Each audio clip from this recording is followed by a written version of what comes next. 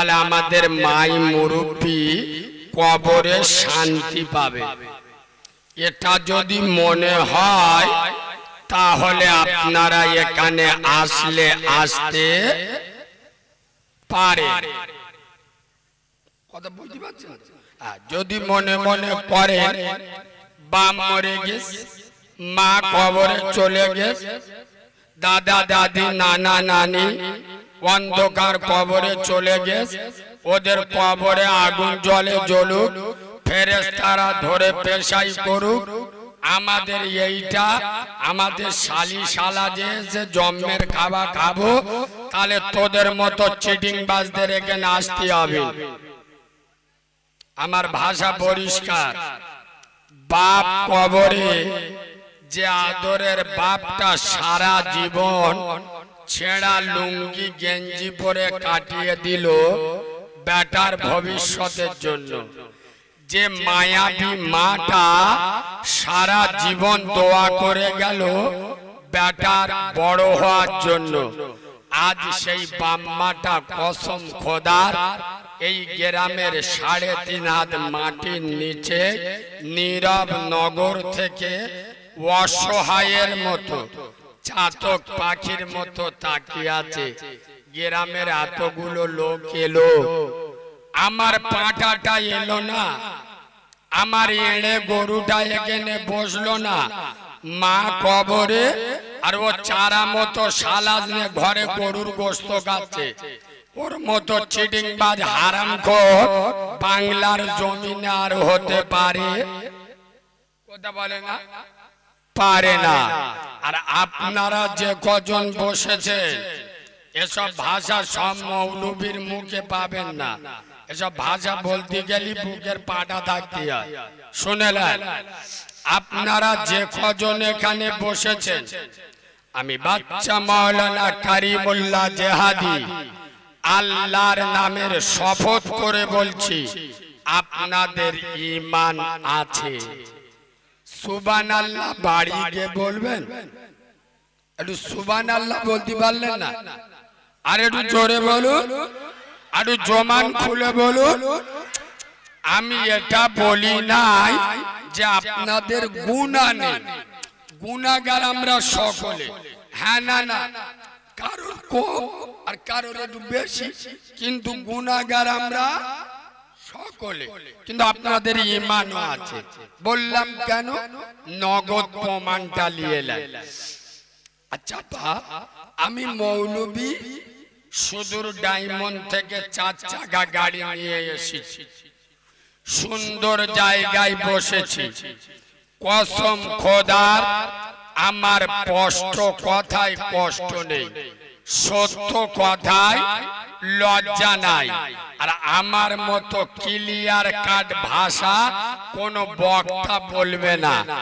আমি মৌলবী এখানে বসেছি, আমার বসার ভিতরে স্বার্থ আছে। হ্যাঁ না না, আমি এখন ফোন পে টাকা লিয়েছি, যেটা কোথা আছে লাভবো। 100 টাকা যদি কম দেয়, যেদিন আমি হয়েছি আমার মা সেদিন মরে গেছে, মানে আমার মতো ইয়েতিমের দোয়া বদদোয়া দুটো কবুল হবে। 100 টাকা কম দেবে, গোটা রাস্তা বদদোয়া করতে করতে যাব। পরিষ্কার কথা। তাহলে আমি মৌলবী এখানে বসেছি, আমার বসার ভিতরে স্বার্থ আছে। আর আপনারা যারা বসেছেন, জলসার কমিটির ছেলেরা জলসা শেষে আপনাদেরকে 1000-2 করে টাকা দেবে। আয় আব্বা, কথা বলো, দেবে দেবে না? আপনাদের বসা আর আমার মতো ভাড়া খাটা মৌলবীর বসা দুটো এক না আলাদা? কথা বলো। ইয়েস, আমি মৌলবী বসেছি স্বার্থে। কসম খোদার আমার বসার ভিতরে স্বার্থ আছে। আর আপনাদের বসার ভিতরে আমার আমেনার লালের মহাব্বত আছে। আমি মৌলবী বসেছি অর্থের টানে। আর আপনারা বসেছে আমার মুস্তফা জানে রহমত আব্দুল্লাহর বেটার প্রেমের টানে। আল্লাহ আপনাদের বসাগুলো কবুল করে নিক। আমি এতিম বাচ্চা আল্লাহর কাছে দোয়া চাই, আল্লাহ আপনাদের মাই মুরব্বি যারা কবরে চলে গেছে, আল্লাহ যেন তাদের আযাবুল কবরটা মাফ করে। তবে দোয়াটা কিন্তু আপনাদের জন্য করছি। কাদের জন্য? আপনাদের মানে বুঝতে পেরেছে? যেসব চিটিং গাছগুলো ঘরে বসে আছে ও গাছুনি নয়, এখানে যারা বসে আছে। আমি মৌলবি আলাদা, আমার ভেবে চিনতে দাওয়াত দেবেন, কারণ আমি কথা বললেও অনেকের জলে, ওই জন্য আমার ভাবনা চিন্তা করে দাওয়াত দেবেন। এখানে যারা বসে আছেন আল্লাহ আপনাদের মাই মুরব্বি যারা কবরে চলে গেছে, আল্লাহ তাদের আযাবুল কবরটা মাফ করে কবরগুলো নুরু নালা নূর করে কবরগুলো বেহেশতের বাগান বানিয়ে দিক। একটু জোরে বলুন, আর একটু জোরে বলুন সুবহানাল্লাহ। বলতে ঠিক বলে খালি ওয়াজ শুনে, মানে মাথা ব্যথার মলম নে পোঁদে ব্যথায় ঘষে দে। কি ওয়াজ শুনে এতদিন আল্লাহ ছাড়া কেউ জানে না, এখন সুবহানাল্লাহ বলে। সুবহানাল্লাহ বলা খারাপ নয়, কিন্তু জায়গাটা ঠিক হয়নি।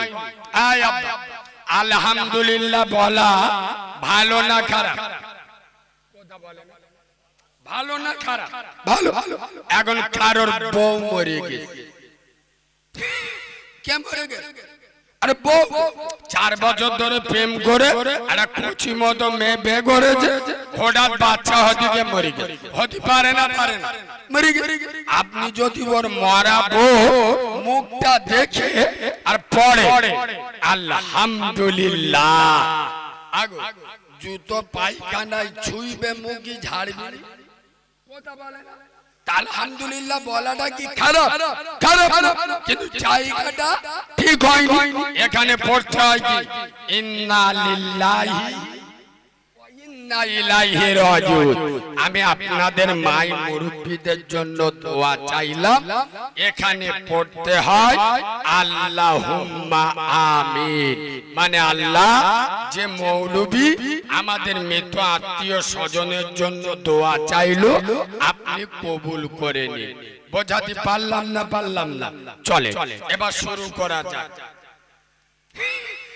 চাচা মনে মনে করতে তাহলে আজকাল কি হলো?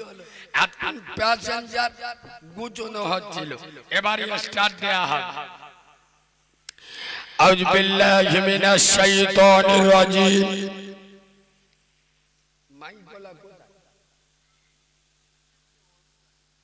ফুসকা খেতে গেছে। বিসমিল্লাহির রহমানির রহিম। ইন্নাদ দীনা ইনদাল্লাহিল ইসলাম। সাদাকাল্লাহুল আযীম। وقال النبي صلى الله عليه وسلم بلغوا عني ولو آية أو كما قال عليه الصلاة والسلام। আলহামদুলিল্লাহ, আমি আমার ওয়াজের প্রথমে, আমি আমার ওয়াজের শুরুতে, আমি আমার ওয়াজের সূচনাতে, আমি আমার ওয়াজের শুভ আরম্ভে, আমি আমার ওয়াজের স্টার্টিং পয়েন্টে সর্বপ্রথম তানার দরবারে শুকর গুজার করছি যে আল্লাহু রব্বুল ইজ্জাত বড় চেয়ে বড়, অতি বড়, সীমাহীন বড়। একবার সুবহানাল্লাহ বলবে? আব্বা একটু ভালোবাসা দিয়ে সুবহানাল্লাহ বলবেন যে আল্লাহর বড়র কোনো শেষ নাই, সীমা নাই, পরিসংখ্যান নাই। আচ্ছা, যার ক্ষমতা পাহাড়ের পাদদেশে দরিয়ার তলদেশে সাগরের গভীর গহনে একমাত্র ক্ষমতা চলে কার বলো? আব্বা জোরে বলো। যিনি অন্ধের চোখে জ্যোতি, বোবার মুখে কথা, বাজার পেটে বাচ্চা, ভিখিরিকে 1 মিনিটে বাদশা করে, এ পাওয়ার কার? চিল্লে বলে আই আব্বা।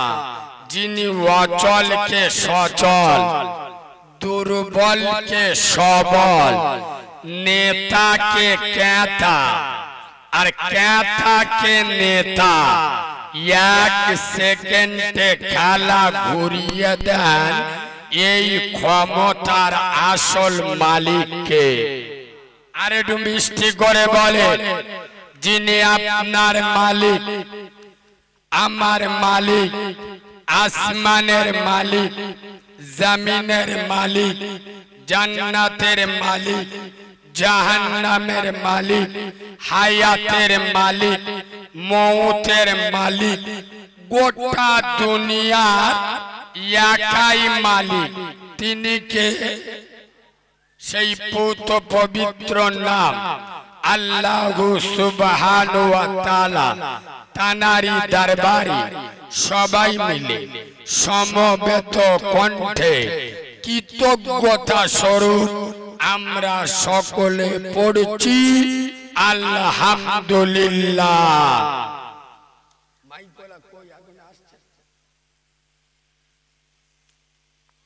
ঠিক তার পরে পরে মাইকোলা ভাই শ্বাস টানছে, কোথায় গলা শুকিয়ে দিয়ে,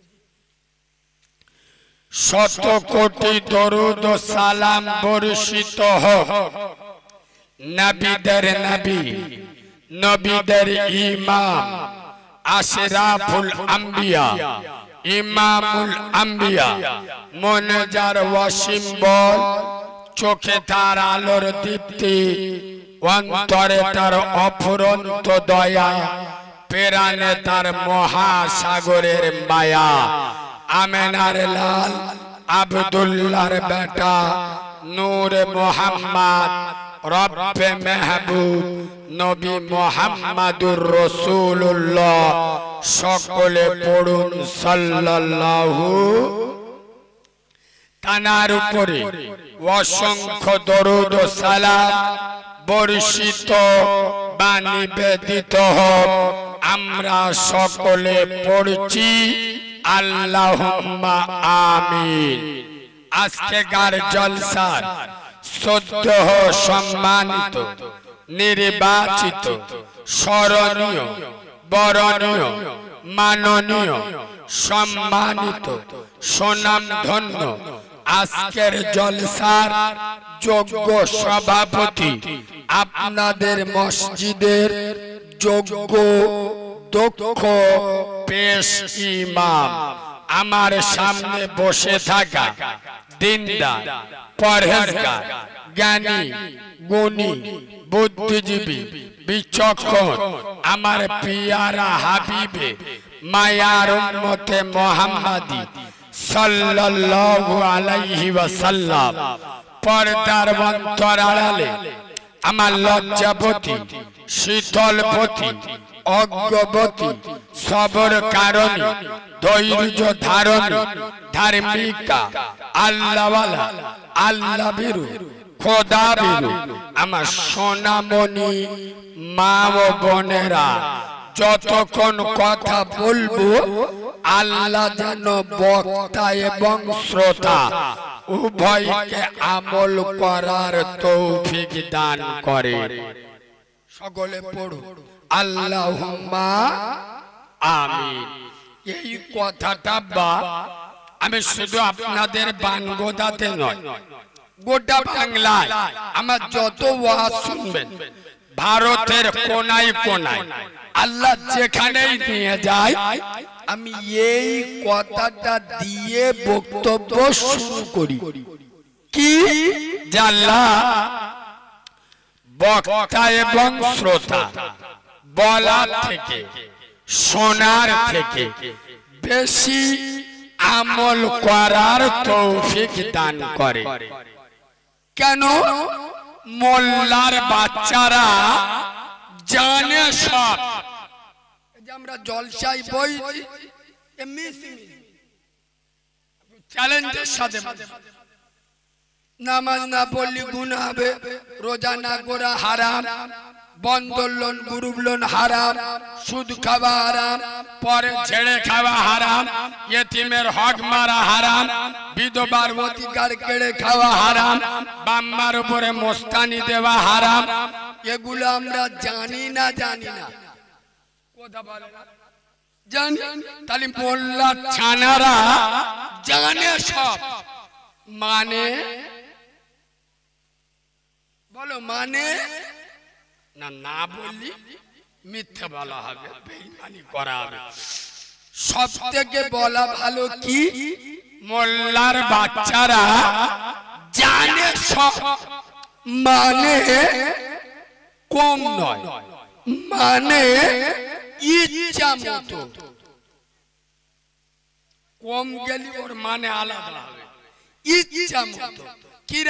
আমি একটু পয়েন্ট আপনাদের ধরিয়ে দিই। আপনাদের মসজিদে ফজরের আজান, করিম যদি ফজরের নামাজ পড়তে যায়, গ্রামে চারা চারা মেয়েরা কেউ বুঝতে পারবে যে করিম নামাজ পড়তে গিয়ে আগে মেয়েরা সকালে ঘুমিতে ওঠে, কেউ বুঝতে পারবে? ওই জন্য মাল ফজরের নামাজ বলো পড়ে না।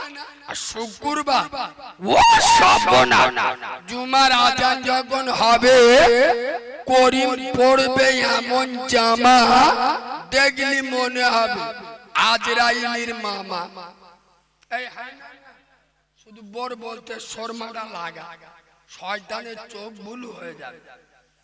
মানে কি রব যেমন বলেছে ওইভাবে চলবো না, মন যেভাবে বলে আমি আরো প্রমাণ করছি।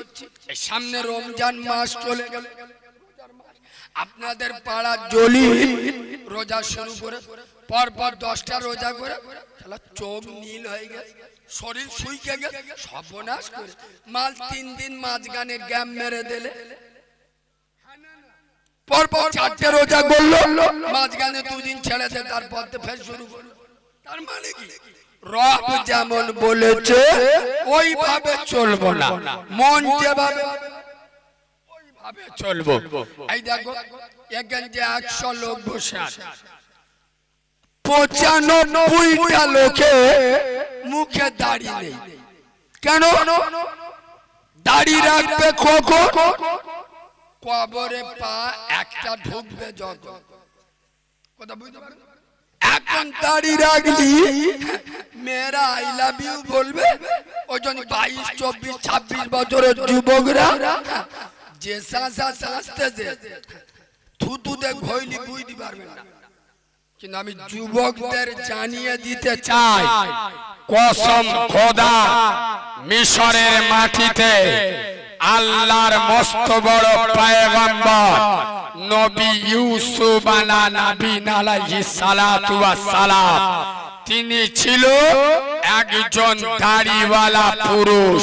এই দাড়িওয়ালা নবী ইউসুফকে দেখে তৎকালীন মিশরের বিশ্ব সুন্দরীরা আপেল কাটতে কাটতে নিজের হাত কেটে ফেলেছিল। সে ছিল দাড়িওয়ালা নবী ইউসুফ। সুবহানাল্লাহ বলো। দুর্ভাগ্যজনক হলেও সত্য, বাংলা অনেক মুসলমানে ছানা, অনেক যুবক মুখে দাড়ি তো রাখে, অনেক যুবক ছেলে মুখে দাড়ি রাখা ধরে। তবে কসম খোদা এ দাড়িটা আমার নবীর স্টাইলে নয়, এ দাড়ি বিরাট কোহলির স্টাইলে। ঠিক বললুম না ভুল বললুম? বিরাট কোহলির স্টাইলে দাড়ি রাখে। এ দাড়ি যদি আমার নবীর স্টাইলে হতো, কসম খোদা এই দাড়ি তোমার তাস খেলাতে দূরে রাখতো।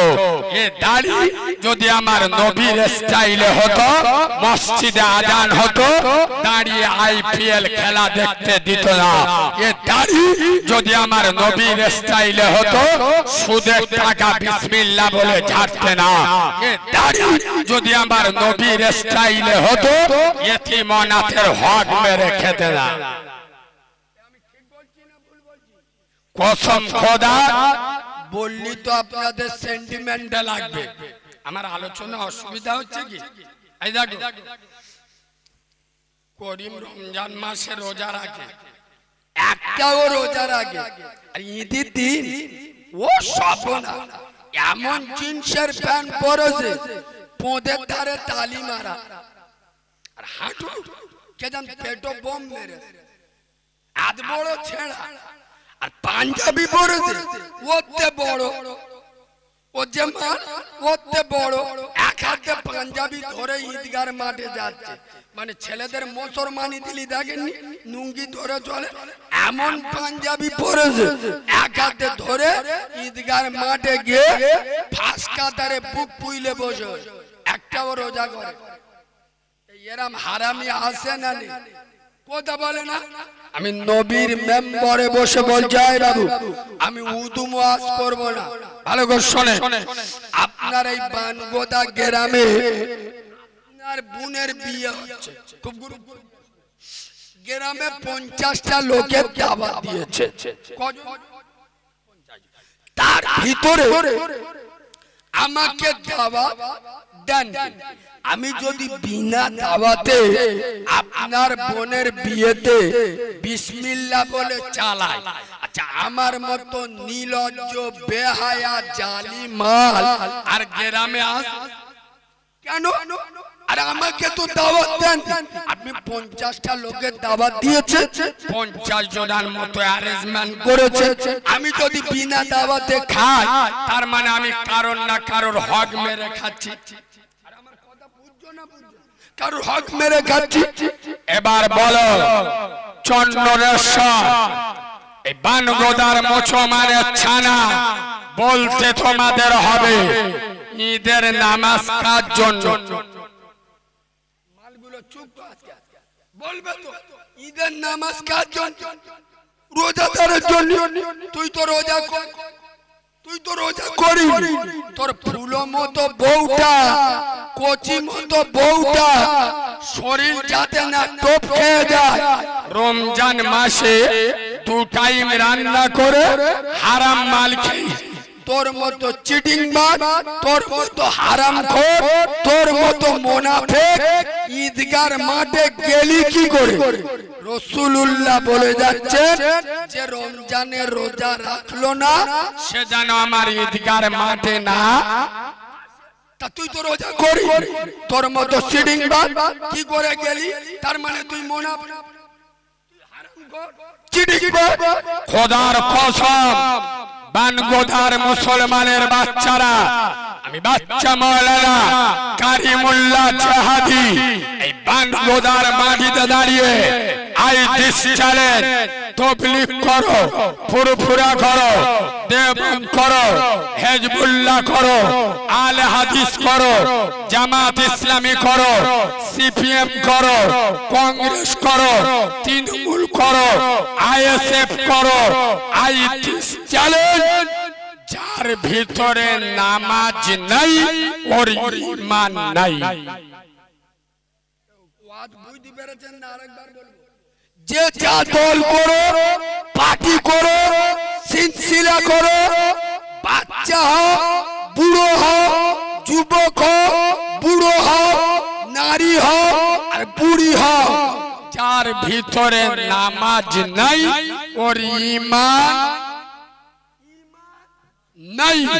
নবী বলে যাচ্ছে বেনামাজির কোন আমল আল্লাহর দরবারে কবুল হবে। খোদার কসম রাসূল বলে যাচ্ছে আসসালাতু ইমাদুদ্দিন, নামাজ হলো ইসলামের খুঁটি, যারা নামাজ ছেড়ে দিল ওরা আমার ইসলামের খুঁটিটা ভেঙে দিল। নরেন্দ্র মোদীর দোষ দিয়ে কোনো লাভ আছে? নামাজ পড়া ফরজ অভিষেক ব্যানার্জির জন্য না আমার জন্য? আরে নামাজ পড়া ফরজ মমতা ব্যানার্জির জন্য না আমার? আমি মুসলমান, নামাজ পড়া ফরজ আমার জন্য।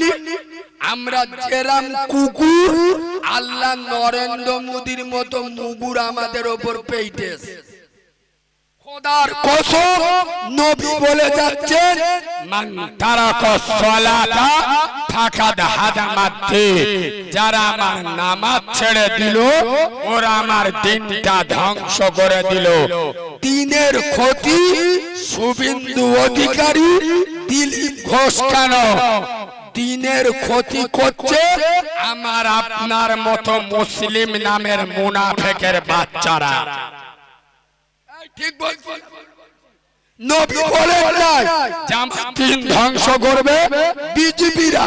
নবী বলে যাচ্ছে যারা নামাজ ছেড়ে দেবে ওরা আমার দিনটা ধ্বংস করে দেবে। তাহলে নামাজ পড়া ফরজ আমাদের জন্য দিনে 5 বার। আমরা দিনে 5 বার নিজের হাতে ইসলামের ক্ষতি করছি না করি নাই? কথা খারাপ লাগছে বাবু, কথা খারাপ। তাহলে নিজের হাতে ইসলামের ক্ষতি করছি না করি?